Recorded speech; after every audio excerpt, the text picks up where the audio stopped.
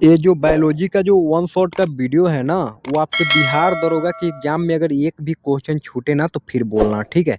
आपके जितने भी नंबर होंगे ना, आप लोग कंफर्म कर लो कि आपका ये 10 से 12 या 8 से 10 क्वेश्चन आपके एग्जाम में मिल ही जाएगा, गारंटी ले लो। बिहार दरोगा के एग्जाम के लिए आज का जो हमारा बायोलॉजी का वन शॉट का वीडियो है, वो कंप्लीट आपका रामबाण साबित होने वाला है, क्योंकि आप लोग बिहार दरोगा के एग्जाम में चले जाना, इस वीडियो के अलावा दूसरा कुछ एग्जाम में आपको क्वेश्चन देखने को नहीं मिलेगा। आप लोग कंटेंट की बात करते हो, देखो आज मैं पूरा आप लोगों को बायोलॉजी ही करवा के जाने वाला हूँ, और जो इंपॉर्टेंट होगा वो मैं आप लोगों के लिए हाईलाइट करके रखा हूँ, देख लो।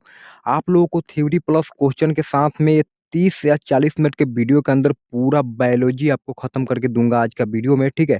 और कंप्लीट मैराथन होगा, और गारंटी आप लोग लिख के ले लो, आपके एग्जाम में इसके अलावा दूसरा कुछ क्वेश्चन आ जाए। ओके, चलो। तो यहाँ पे जो हमारा सबसे पहला जो क्वेश्चन है, यहाँ पे देख लो। पोलियो बायोलॉजी जो है हमारा ना, वो उसको जीवाश्म, ठीक है ना, जीवाश्म बोलते हैं। और जीवाश्म किसको बोलते हैं हम लोग? जंतु प्लस पादप का, ठीक है। ये जीवो है ना, जीवो जंतु प्लस पादप का हम लोग क्या बोलते हैं? जीवाश्म बोलते हैं, ठीक है। अब यहाँ पे देखो, जेनेटिक्स शब्द का उपयोग सबसे पहले, या उसका अध्ययन को आप लोग क्या कहोगे? तो जानते हो कि अनुवांशिकी का जो जनक हैं हमारे मेंडल जी, उनके द्वारा मतलब कि दिया गया था, ठीक है ना, जेनेटिक्स शब्द को।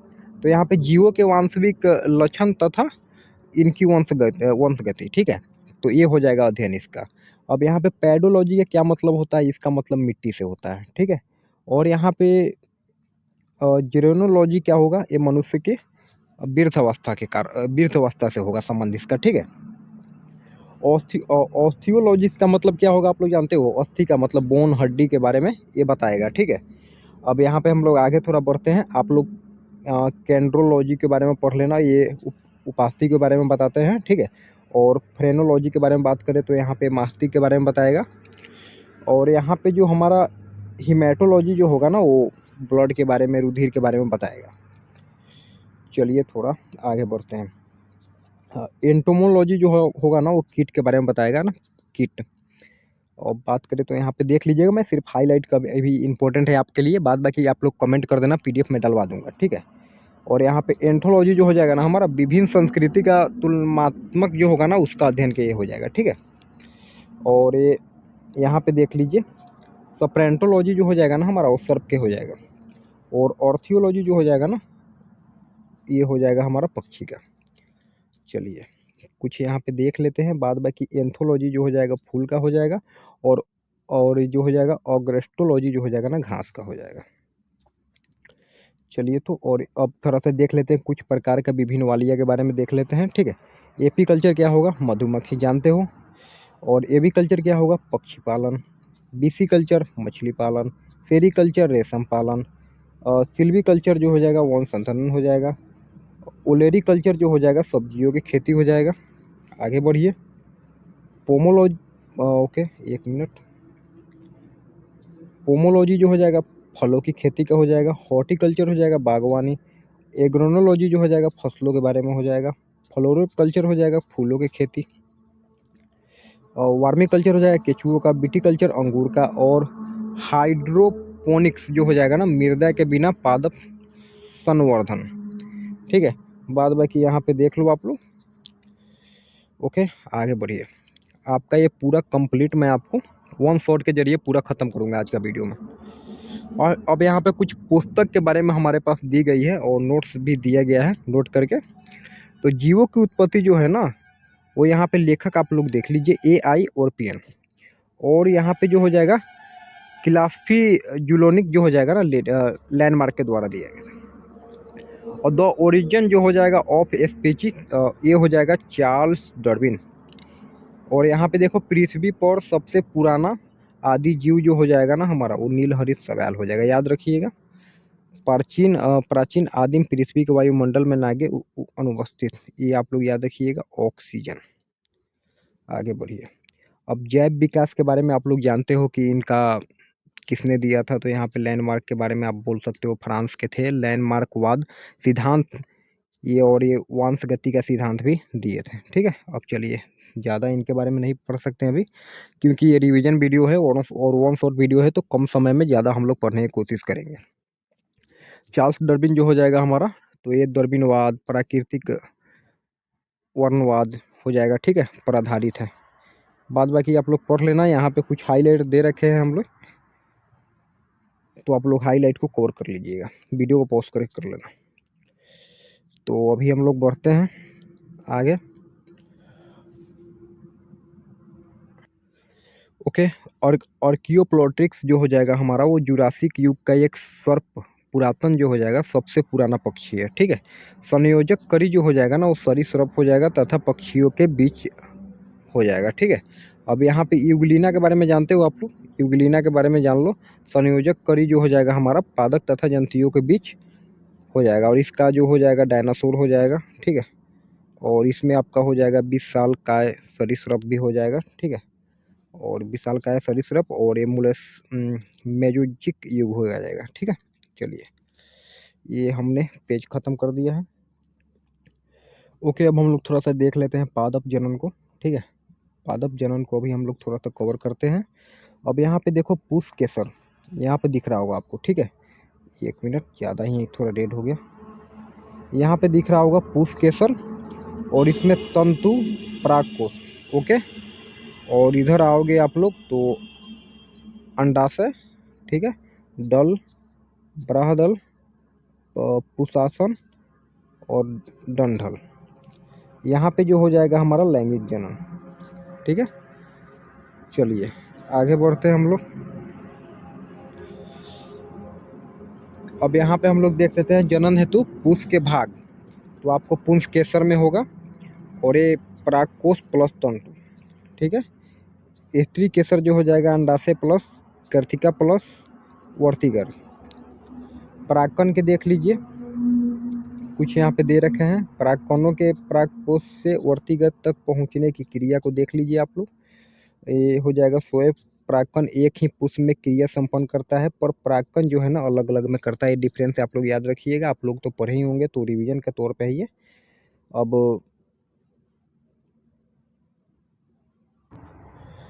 अब हम लोग थोड़ा सा देख लेते हैं अलैंगिक जनन के बारे में, ठीक है। अलैंगिक जनन देख लीजिए, इसमें आपका हो जाएगा कायिक प्रवर्धन, ठीक है। और इसका पहला देख लीजिएगा स्तंभ जो हो जाएगा, ठीक है, या ताना काट, ठीक है। इसमें आप लोग एग्जाम्पल में लिख लीजिएगा गुलाब, अंगूर, बायोलिया, गन्ना और कर्निसन आदि, ठीक है। दाब तकनीक के याद रखिएगा, चमेली आदि हो जाएगा आपका, ठीक है। एग्जाम्पल आप लोग याद रखिएगा। और कलम बंध में हो जाएगा आपका मौसमी के पौधे आदि, ठीक है। अब यहाँ पे थोड़ा सा हम नोट को देख लेते हैं। कोको में स्तंभ कर्तन द्वारा प्रवर्धन के साथ ही बीजों द्वारा प्रवर्धन भी होता है, याद रखिएगा। अलैंगिक जनन द्वारा उत्पन्न पौधों अपने जनक के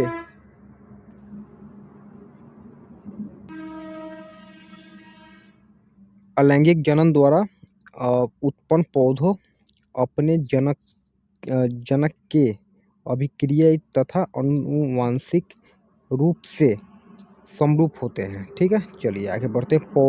पौधों में अर्धसूत्री विभाजन को अध्ययन हेतु सबसे उपयुक्त भाग।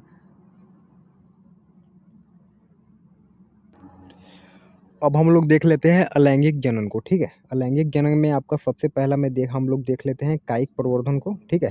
और इसमें अलैंगिक जनन में याद रखिएगा पहला में हो जाएगा स्टम्प कर्तन या ताना काट, ठीक है। इसमें एग्जाम्पल में नोट कीजिएगा गुलाब, अंगूर और गन्ना हो जाएगा, ठीक है। अब यहाँ पे देख लेते हैं दाब टेक्निक, दूसरा चमेली आदि हो जाएगा इसमें, ठीक है। अब तीसरा पे बढ़ते हैं, ये हो जाएगा तीसरा में कमलबंध तकनीक, मौसमी पौधे हो जाएगा इसका एग्जाम्पल, ठीक है। आगे बढ़िए। अब नोट में याद रखिएगा कोको में स्तंभ कर्तन द्वारा प्रवर्धन के साथ ही बीजों द्वारा प्रवर्धन भी होता है, याद रखिएगा। अब यहाँ पे याद रखिएगा थोड़ा सा, ये देख लीजिए अलैंगिक जनन द्वारा उत्पन्न पौधों अपने जनक के अभिकार्यक्रिय तथा आनुवांशिक रूप से समरूप होते हैं, याद रखिएगा।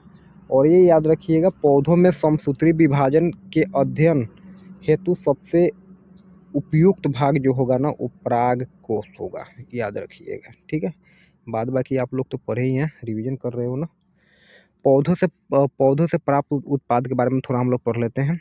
अदरक हल्दी जो हो जाएगा वो प्रकंद हो जाएगा, आलू गन्ना हो जाएगा स्टम्प कंद हो जाएगा, लहसुन प्याज हो जाएगा सलकंद हो जाएगा, शलजम शकरकंद हो जाएगा, रूपांतरित हो जाएगा। ओल जो हो जाएगा हमारा वो धनकंद हो जाएगा। लौंग जो हो जाएगा ना पुष्प कलिका हो जाएगी।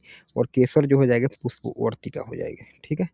फल एवं उनके खाने योग्य भाग हम लोग थोड़ा सा देख लेते हैं। ठीक है। आम जो हो जाएगा वो मध्य हो जाएगा, मध्य भिट्टी खाते हैं हम लोग। सेब जो हो जाएगा नाशपाती हो जाएगा, पुष्पासन खाते हैं। लीची की बात करें एरियल हो जाएगा। अंगूर तरबूज की बात करें फल भित्ती खाते हैं। और अमरूद की बात करें तो बीजा खंडित खाते हैं। और केला की बात करें मध्य एवं अंत भित्ती। चना जो हो जाएगा बीज हो जाएगा। मूंगफली की बात करें भिरेन खाते हैं। नारियल जो हो जाएगा भिरेन पोष खाते हैं। सत्य फल के बारे में थोड़ा सा अभी देख लीजिए आप लोग। इन फलों का विकास अंडाशय में होता है, जैसे आम, नारियल, केला। और सत्य फल कौन सा होगा आपका, तो अंडाशय के छोड़ के पुष्प के किसी भाग में होगा, वो सेब नाशपाती ये हो जाएगा। ठीक है। अब हम लोग थोड़ा सा डीएनए और आरएनए को भी रिवीजन कर लेते हैं। ठीक है। डीएनए का तो आप लोग पता होगा कि यहाँ पे, और इसका थोड़ा सा हम डिफरेंस देख लेते हैं। प्राय सभी जीवों का आनुवांशिक पदार्थ है डीएनए में हो जाएगा। और ये शर्करा ठीक है। और ऑक्सी राइबोज जो हो जाएगा, और नाइट्रोजन क्षार। और इसमें याद रखिएगा नाइट्रोजन क्षार में एंडिलिन, ग्वालिन, थायमिन और साइटोसिन। और इसका मुख्य केंद्रक में पाया जाता है। ठीक है। इसका मुख्य जो होगा ना वो केंद्रक में पाया जाएगा। कुछ मात्रा माइक्रोकोन्ड्रिया तथा हरितलॉक में मिलेगा। जो आपका केंद्रक पाया जाएगा वो कहाँ पाया जाएगा, बताइए, जवाब दीजिएगा। इस क्वेश्चन का आप लोग जवाब दीजिए। ठीक है। केंद्रक जो इसका पाया जाएगा ना, या डीएनए भी जो है ना हमारे माइक्रोकोन्ड्रिया में अपना खुद का डीएनए होता है। ठीक है। तो जवाब दीजिए इसका। अब यहाँ पे हो जाएगा राइबोक्लिनिक एसिड, इसका मतलब डीएनए का ये मतलब है। ठीक है। कुछ वायरस का अनुवांशिक पदार्थ शर्करा याद रखिएगा राइबोज हो जाएगा। और इसका शर्करा जो हो जाएगा ना ये हो जाएगा। ठीक है।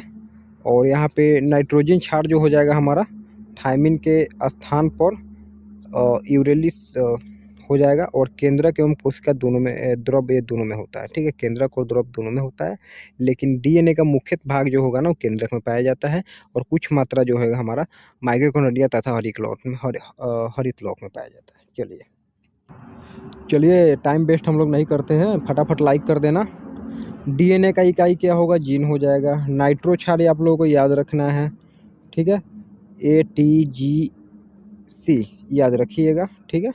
और इसमें जो है ना इसका जो डबल हेलिन मॉडल की खोज जो किया था ना वाटसन और क्रिक के द्वारा किया गया था, हमारे वैज्ञानिक हैं।